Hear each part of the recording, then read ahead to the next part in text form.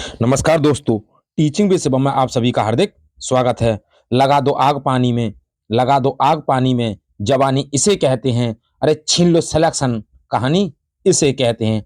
आइए, UP triple SC PAT 2023 model paper 1 परीक्षा में आने वाले अति महत्वपूर्ण प्रश्न देखते हैं। पहला क्वेश्चन आपकी स्क्रीन पर, उत्तम किस्म जौ यव के साक्ष्य कहाँ मिले थे? जो उत्तम किस्म के जौ थे, और यानी कि जौ को कहते हैं यव, उसके साक्ष्य कहाँ मिले थे? तो ये वनवाली हरियाणा में मिले थे। यानी कि वनवाली में, ये सिंधु घाटी सभ्यता का शहर है वनवाली। दूसरा क्वेश्चन है, प्रथम बौद्ध संगति और द्वितीय बौद्ध संगति कहां पर हुई थी? तो प्रथम बौद्ध संगति की अगर बात की जाए तो ये 483 ईसा पूर्व में राजगृह या राजगिरी में हुई थी। शासक कौन था उस समय? तो शासक था अजात शत्रु। द्वितीय बौद्ध संगति की अगर बात की जाए तो 383 ईसा पूर्व में हुई थी। किस स्थान पर? तो ये वैशाली में हुई थी। शासक था उस समय कालाशोक। आइए नेक्स्ट अगला क्वेश्चन, अगला है घाटी और स्थान। कौन सी घाटी कहां पर है और कौन से स्थान पर है? तो हम अगर घाटी की बात करें तो मूर्खा और नुब्रा घाटी जो है वो लद्दाख में है। यानी कि मूर्खा और नुब्रा घाटी कहां पर है? लद्दाख में है। चम्मा कांगड़ा लाहुल, चम्मा कांगड़ा लाहुल घाटियां ये हिमाचल प्रदेश में है। दून जौहर और फूलों की घाटी ये उत्तराखंड में स्थित है। न्योरा घाटी जो है वो पश्चिम बंगाल में स्थित है। चुम्मी और यूथांग घाटी ये सिक्किम राज्य में स्थित है। जूकू घाटी, जूकू घाटी नागालैंड के अंदर है। और कंबल घाटी कहां पर है? तो ये तमिलनाडु के अंदर स्थित है। तो मूर्खा नुब्रा लद्दाख, चम्मा कांगड़ा लाहुल हिमाचल प्रदेश। एक नंबर पैट में गारंटी से आएगा। यहां से कोई सी घाटी अवश्य पूछी जाएगी, जरा ध्यान रखना है आपको। कंबल और चुम्मी और यूथांग ये सिक्किम वाली। नेक्स्ट अगला क्वेश्चन आपकी स्क्रीन पर, टैप रिकॉर्डर में टैप की चाल कितनी होती है? तो टैप रिकॉर्डर में जो टेप की चाल जो होती है वो होती है 4.76 सेंटीमीटर प्रति सेकंड होती है। अगला क्वेश्चन है, क्षैतिज से कितने कोण पर एक क्रिकेट गेंद को मारा जाए? यानी कि क्षैतिज से कितने कोण पर एक क्रिकेट गेंद को मारा जाए कि वह मैदान पर अधिकतम दूरी तय करे? तो उससे है वो है 45 डिग्री पर उसे मारा जाए। सूत्र ऐसे निकालने का, परास यानी कि आर बराबर रेंज बराबर होता है, रेंज बराबर u square sine theta upon g, यानी कि स्मॉल जी, ये इसका निकालने का फॉर्मूला है। आइए नेक्स्ट अगला क्वेश्चन देखते हैं। अगला है 1000 वाट का एक हीटर, 1000 वाट का एक हीटर प्रतिदिन 90 मिनट प्रयोग किया जाता है। यह हीटर 30 दिनों में कितने यूनिट ऊर्जा की खपत करेगा? तो अगर सॉल्व की, अगर उत्तर की बात करें तो इसका आंसर जो होगा वो होगा 45 यूनिट। कैसे इसको सॉल्व करना है? तो 30 दिन की अगर बात की जाए, 30 दिन में ऊर्जा कितनी खर्च हुई? तो 30 दिन में कितनी ऊर्जा खर्च हुई? तो 1000 वाट बराबर एक एक किलोवाट। 90 मिनट बराबर 1.5 घंटा, यानी कि 1 घंटा यानी कि डेढ़, तो यहां पर लिखा 1.5 घंटा। अगला है कितने दिन की बात करें तो दिन कितने? 30 दिन। 30 दिन, इन तीनों की जब मल्टीप्लाई करेंगे तो आएगा इसका 45 किलोवाट घंटा। किलोवाट घंटा को कहते हैं यूनिट, तो 45 यूनिट इसका आंसर हो जाएगा। नेक्स्ट अगला क्वेश्चन है, अगला है कुब्बत उल इस्लाम और 2.5 दिन का झोपड़ा ये कहां पर स्थित है? तो ये अजमेर में स्थित है। 2.5 दिन का झोपड़ा बनवाया किसने था? तो इसे कुतुबुद्दीन ऐबक ने बनवाया था। इसका एक दामाद था इल्तुतमिश। दामाद कौन था इसका? इल्तुतमिश। और इल्तुतमिश जो था वो बदायूं का गवर्नर था, बदायूं का गवर्नर था। इल्तुतमिश ने एकता प्रणाली चलवाई थी। एकता प्रणाली क्या होती है? जो एकता के अंदर आते हैं उन्हें इक्तेदार कहते हैं। एकता प्रणाली किसने चलाई? इल्तुतमिश ने। एकता प्रणाली से भी एक छोटी प्रणाली होती है, उसे कहते हैं सिख। आइए नेक्स्ट अगला देखते हैं। अगला है अकबर। अकबर की बात करें तो अकबर ने धर्म चलाया था, दीन ए इलाही धर्म चलाया था अकबर ने। अकबर के इसके दीवान कौन थे? तो इसका जो दीवान था वो टोडरमल था। कौन था? टोडरमल। और टोडरमल ने देहसाल बंदोबस्त व्यवस्था लागू की थी। अकबर के दरबार में जो संगीतकार था वो थे तानसेन। औरंगजेब। औरंगजेब के गुरु थे मीर मोहम्मद। औरंगजेब को जिंदा पीर के नाम से जाना जाता है और औरंगजेब जो था वो कट्टर सुन्नी धर्म का अनुयायी था। यानी कि जिंदा पीर के नाम से किसे जाना जाता है? औरंगजेब को जाना जाता है। गुरु कौन थे? मीर मोहम्मद साहब थे। सुन्नी धर्म का था औरंगजेब। आइए अगला नेक्स्ट क्वेश्चन देखते हैं। अगला है, भारत की रूर नदी बेसिन कौन सी नदी है? तो भारत की रूर नदी बेसिन दामोदर नदी है और दामोदर नदी सबसे प्रदूषित नदी है। एशिया की उच्च रीढ़ किसे कहा जाता है? तो एशिया की उच्च रीढ़ काराकोरम श्रेणी को कहा जाता है। नेक्स्ट अगला है, चैनल। अब चैनल की बात करें तो 8 डिग्री चैनल कहाँ स्थित है? तो 8 डिग्री चैनल जो है वो मालदीव और मिनिकॉय के मध्य है। 9 डिग्री चैनल कहां पर है? तो 9 डिग्री चैनल मिनिकॉय एवं कवरत्ती के मध्य स्थित है। 10 डिग्री चैनल कहां पर स्थित है? तो अंडमान एवं निकोबार के मध्य स्थित है। कौन? 10 डिग्री चैनल। अंडा अंडा होता है गोल, तो 10 डिग्री अंडमान निकोबार, 9 डिग्री तो मिनिकॉय, मालदीव 8 डिग्री चैनल।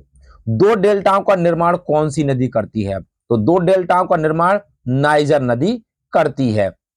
अगला है, कोटोपैक्सो ज्वालामुखी कहां पर स्थित है? तो कोटोपैक्सो ज्वालामुखी इक्वाडोर में स्थित है। एटलीज का मोती किसे कहा जाता है? तो एटलीज का मोती क्यूबा देश को कहते हैं। आइए नेक्स्ट क्वेश्चन देखते हैं। अगला क्वेश्चन आपकी स्क्रीन पर, दर्रा। अब दर्रा से संबंधित एक क्वेश्चन आपके एग्जाम में अवश्य आएगा और इन्हीं दर्रों में से आएगा, बुरहानपुर दर्रा कहां पर स्थित है? तो बुरहानपुर दर्रा जो है वो मध्य प्रदेश में स्थित है। नीतीला दर्रा कहां पर स्थित है? तो ये उत्तराखंड में स्थित है। तूजू दर्रा असम राज्य में है। पालघाट दर्रा तमिलनाडु में है। पालघाट दर्रे में ज्वालामुखी फिल्म जो है वो पालघाट दर्रे में बनाई गई है, मिथुन की है, मिथुन चक्रवर्ती की। नेक्स्ट अगला क्वेश्चन, अगला है, तराई का प्रथम युद्ध। तराई का प्रथम युद्ध कब हुआ था? तो तराई का प्रथम युद्ध 1191 ईस्वी में हुआ था। तराई का द्वितीय युद्ध कब हुआ? तो ये 1192 ईस्वी में हुआ था। घाघरा का युद्ध कब हुआ? तो ये 1529 में हुआ था घाघरा का युद्ध। तालीकोट का युद्ध कब हुआ? तो ये 1565 में हुआ था। हल्दी घाटी का युद्ध 1576 ईस्वी में हुआ था। पानीपत का प्रथम युद्ध 1526 ईस्वी में और पानीपत का तीसरा युद्ध, पानीपत का तीसरा युद्ध 1761 ईस्वी में हुआ था। और बक्सर का युद्ध कब हुआ था? कमेंट बॉक्स में आप बताएं। आइए नेक्स्ट क्वेश्चन आपकी स्क्रीन पर। अगला क्वेश्चन है, मारो फिरंगी को। मारो फिरंगी को ये किसने कहा था? तो ये जो कहा था ये मंगल पांडे ने कहा था, मारो फिरंगी को। भारतीय पुरातत्व का पिता किसे कहा जाता है? तो भारतीय पुरातत्व का पिता अलेक्जेंडर कनिंघम को कहा जाता है, अलेक्जेंडर कनिंघम। नेक्स्ट क्वेश्चन, अगला क्वेश्चन है, कांग्रेस का दूसरा अधिवेशन कब हुआ? तो कांग्रेस का दूसरा अधिवेशन 1886 ईस्वी कलकत्ता में हुआ था। अध्यक्ष कौन थे? तो अध्यक्ष थे दादा भाई नेरोजी। अध्यक्ष कौन थे? दादा भाई नेरोजी। अगला क्वेश्चन है, डिस्कवरी ऑफ इंडिया पुस्तक किसने लिखी? तो डिस्कवरी ऑफ इंडिया पुस्तक जवाहरलाल नेहरू ने लिखी थी। Next next question, Bengal Gazette. Bengal Gazette की अगर बात करें तो ये किसने लिखा था? तो आस्तम हिक्की द्वारा लिखा हुआ था कलकत्ता में। और ये जो है भारत का प्रथम समाचार पत्र था। कौन? बंगाल गजट आस्तम हिक्की द्वारा लिखा गया कलकत्ता में। कब? 1780 ईस्वी में। 1780 ईस्वी में। स्वराज पार्टी का गठन कब हुआ? तो स्वराज पार्टी का गठन किसने किया? तो सीआर दास और मोतीलाल नेहरू द्वारा किया गया था स्वराज पार्टी का गठन। नेक्स्ट अगला क्वेश्चन आपकी स्क्रीन पर, आइए देखते हैं, निष्क क्या है? निष्क क्या है? तो निष्क का अर्थ होता है गले का हार। गले का हार। यदि क्वेश्चन आपको अच्छे लग रहे हों तो वीडियो को ज्यादा से ज्यादा शेयर करें और लाइक करें और कमेंट बॉक्स में अपना सुझाव अवश्य दें। अगला क्वेश्चन है, जोजाक भक्ति का प्राचीन नाम क्या है? तो जोजाक भक्ति का प्राचीन नाम है बुंदेलखंड। क्या नाम है? बुंदेलखंड। आत्मीय सभा और ब्रह्म समाज की स्थापना किसने की थी? तो आत्मीय सभा और ब्रह्म समाज की जो स्थापना वो राजा राम मोहन राय ने की थी। कब? 1818 ईस्वी के अंदर। और इनके लिए राजा राम मोहन राय को एक उपाधि दी गई थी, युगदूत की उपाधि दी गई थी। किसके द्वारा? सुभाष चंद्र बोस के द्वारा। आर्य समाज की स्थापना किसने की थी? तो आर्य समाज की स्थापना दयानंद सरस्वती द्वारा की गई थी। आइए नेक्स्ट अगला देखते हैं। अगला क्वेश्चन है भूदान आंदोलन। भूदान आंदोलन कब लागू हुआ? तो 1991 में। 1951 में। किसके द्वारा? विनोबा भावे द्वारा। और विनोबा भावे ने एक नारा दिया था, जय जगत का नारा। कैसा? जय जगत का नारा किसने दिया? विनोबा भावे ने। भूदान आंदोलन किससे संबंधित है? विनोबा भावे से संबंधित है। अगला है साम्राज्यवाद का नाश हो। साम्राज्यवाद का नाश हो, क्रांति की तलवार में धार। साम्राज्यवाद का नाश हो, क्रांति की तलवार में धार। ये किसने कहा था? तो ये कहा था भगत सिंह ने। किसके द्वारा? भगत सिंह ने। और इंकलाब जिंदाबाद, इंकलाब जिंदाबाद का नारा भी किसने दिया था? भगत सिंह ने दिया था। तो तीनों के तीनों आपको याद रखना है, एक आपसे अवश्य पूछा जाएगा पेट एग्जाम में। साम्राज्यवाद का नाश हो, क्रांति की तलवार में धार हो, और इंकलाब जिंदाबाद भगत सिंह। नेक्स्ट अगला क्वेश्चन। नेक्स्ट क्वेश्चन है उष्णकटिबंधीय घास के मैदान। उष्णकटिबंधीय घास के मैदान, तो कैंपोज और सेल्वास। कैंपोज और सेल्वास ये घास के मैदान कहां पर स्थित है? तो ये ब्राजील में है। कैसे घास के मैदान है? तो उष्णकटिबंधीय घास के मैदान है। लानोस घास के मैदान कहां स्थित है? तो ये वेनेजुएला में स्थित है। उष्णकटिबंधीय घास के मैदान है। मिलान करने के लिए पूछा जाएगा आपसे, आपको पता होना चाहिए कि लानोस वेनेजुएला, कैंपोज सेल्वास ब्राजील। अगला है उपोष्ण कटिबंधीय घास के मैदान। तो प्रेरी घास के मैदान कहां पर है? यूएसए अमेरिका के अंदर है। पंपास, तो पंपलाइटीना, तो पंपास घास के मैदान कहां पर? अर्जेंटीना के अंदर स्थित है। पुस्ताज घास के मैदान कहां पर है? तो पुस्ताज घास के मैदान हंगरी में स्थित है। बेल्ड और पर्कलैंड घास के मैदान दक्षिण अफ्रीका में है। कहां पर है? दक्षिण अफ्रीका में। स्टेपी घास के मैदान यूरेशिया में है। सवाना घास के मैदान अफ्रीका में है। सवाना और बेल्ट दोनों के दोनों अफ्रीका में है। फर्क सिर्फ इतना है, तो जो बेल्ट घास के मैदान है वो दक्षिण अफ्रीका में है और सवाना घास के मैदान अफ्रीका में है, यानी कि दक्षिण की तरफ बेल्ट घास के मैदान। तो एक बार फिर पेरी पूछे, उत्तरी America, pampas Argentina, pusztas Hungary, steppe Eurasia, savanna Africa, campos selvas Brazil और लानोस घास के मैदान वेनेजुएला में स्थित हैं। एक नंबर आपसे अवश्य पूछा जाएगा यहां से पेट में 101%। आइए नेक्स्ट अगला क्वेश्चन। अगला क्वेश्चन है सिंधु घाटी सभ्यता। सिंधु घाटी सभ्यता का पूज्य पशु क्या था? तो कुवड़ वाला सांड पूज्य पशु था। अगर पूज्य वृक्ष की बात करें तो पीपल था। उपासना किसकी उपासना करते थे? तो मातृ देवी की उपासना करते थे, यानी कि कैसी थी? मात्र सत्तात्मक सभ्यता थी। अगला है वेद की नासिका किसे कहा जाता है? तो वेद की नासिका शिक्षा को कहा जाता है। चेदी वंश का सबसे महान शासक कौन था? तो चेदी वंश का सबसे महान शासक कौन था? तो वो था खारवेल। कौन था? खारवेल। अगला नेक्स्ट क्वेश्चन। अगला है सहनामा की रचना किसने की थी? तो सहनामा की रचना फिरदौसी द्वारा की गई थी। कौन सी भाषा में? तो फारसी भाषा में की गई थी। अगला है हर्षचरित पुस्तक किसके द्वारा लिखी गई? तो हर्षचरित पूछे तो बाणभट्ट, बुद्ध चरित पूछे तो अश्वघोष। एक पुस्तक अवश्य पूछी जाएगी, हर्षचरित बाणभट्ट द्वारा, बुद्ध चरित्र अश्वघोष द्वारा। बंगाल की खाड़ी को क्या कहा जाता है? तो बंगाल की खाड़ी को चोलों की झील कहा जाता है। चोलों की झील पूछे तो बंगाल की खाड़ी। अगला क्वेश्चन है पार्श्वनाथ कौन थे? तो ये 23वें तीर्थंकर थे। महावीर स्वामी कौन थे? तो ये 24वें तीर्थंकर थे, यानी कि 24वें तीर्थंकर पूछे तो महावीर स्वामी, 23वें तीर्थंकर पूछे तो पार्श्वनाथ। नेक्स्ट अगला।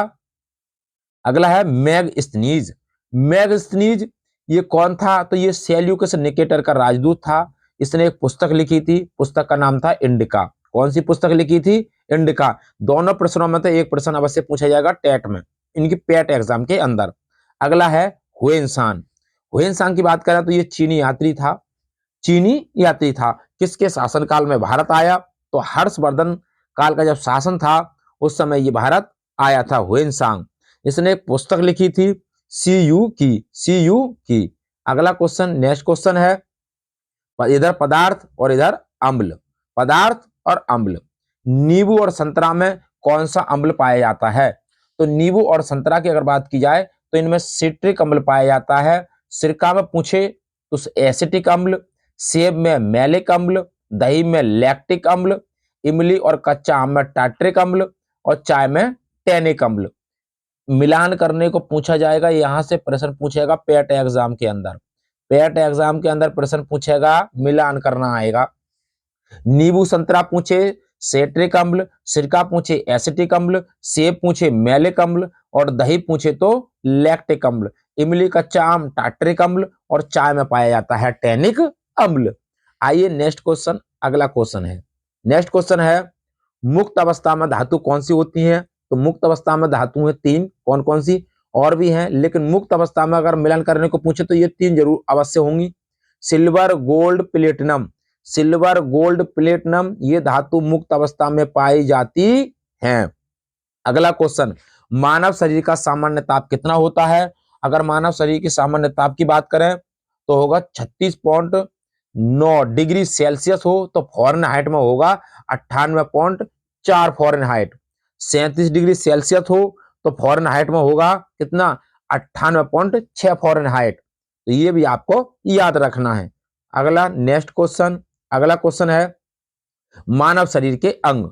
और मानव शरीर के अंग आमाशय की बात करें, यानी कि आमाशय, आमाशय से कौन सा रस निकलता है? तो आमाशय से जठर रस निकलता है। यकृत या लीवर, जिगर, कलेजा ये मानव शरीर की सबसे बड़ी ग्लैंड है, यानी कि मानव शरीर की सबसे बड़ी ग्रंथि कौन है? यकृत, लीवर, जिगर, कलेजा है। इससे कौन सा रस निकलता है? तो इससे पित्त रस निकलता है। अगला क्वेश्चन है अग्नाशय पैनक्रियाज। पैनक्रियाज से कौन सा रस निकलता है? तो पैनक्रियाज से अग्नाशय रस निकलता है। छोटी आंत, तो छोटी आंत से कौन सा रस निकलता है? तो छोटी आंत से आंतरीय रस निकलता है। यह भी आपको याद रखना है। छोटी आंत आंतरीय रस, अग्नाशय अग्नाशय रस, यकृत से पित्त रस और आमाशय से जठर रस। और पित्त पूछ ले तो पित्त से भी पित्त रस निकलता है। आइए नेक्स्ट क्वेश्चन, अगला क्वेश्चन है इधर सूक्ष्म जीव और वर्ग। अगर कवक की बात करें तो इसका जो वर्ग है वो है एस्परजिलस। एस्परजिलस। जीवाणु का कौन सा वर्ग है? तो लैक्टोबैसिलस। प्रोटोजोआ की बात करें तो पैरामीशियम है। शैवाल की बात करें तो स्पाइरोगाइरा है, स्पाइरोगाइरा। नेक्स्ट अगला क्वेश्चन, और भूरा शैवाल जो होता है, भूरा शैवाल आयोडीन है। भूरा शैवाल क्या है? भूरा शैवाल क्या कहलाता है? आयोडीन कहलाता है। आइए नेक्स्ट क्वेश्चन, अगला क्वेश्चन है राजधानी। राजधानी, एक राजधानी पूछी जाती है तो देखें जॉर्डन, जॉर्डन की राजधानी है अम्मान, सीरिया की राजधानी है दमिश्क, कनाडा की राजधानी ओटावा और कंबोडिया की राजधानी है नामपे। कंबोडिया नामपे, कनाडा पूछे ओटावा, सीरिया पूछे दमिश्क और जॉर्डन पूछे अम्मान। सीरिया की राजधानी आपसे पूछी जाएगी। आइए नेक्स्ट क्वेश्चन, अगला क्वेश्चन है, अगला है चक्रवात। तो चक्रवात कहां पर यानी जहां जहां चक्रवात आते हैं और उन चक्रवातों को किस किस नाम से जाना जाता है? तो बिलीबिली, तो चक्रवात, तो ऑस्ट्रेलिया में चक्रवातों को बिलीबिली कहते हैं। टाइफू जापान के अंदर कहते हैं और टाइफून चीन के अंदर कहते हैं। कंफ्यूजन हो सकता है, टाइफू जापान और टाइफून चीन, यानी कि टाइफू में 3 अक्षर तो जापान में भी 3 अक्षर। अब टाइफून पूछे तो चीन में हो जाएगा। हरिकेन यूएसए, संयुक्त राज्य अमेरिका। नेक्स्ट क्वेश्चन, अगला क्वेश्चन है नदियां। इधर नदियां और नदियों की बात करें तो यांगतीसी नदी एशिया की सबसे लंबी नदी पूछे तो कौन सी नदी? यांगतीसी नदी। एशिया की सबसे बड़ी नदी पूछे तो ब्रह्मपुत्र नदी। कौन सी नदी? ब्रह्मपुत्र नदी। एशिया की सबसे बड़ी नदी ब्रह्मपुत्र नदी। एशिया की सबसे लंबी नदी यांगतीसी नदी।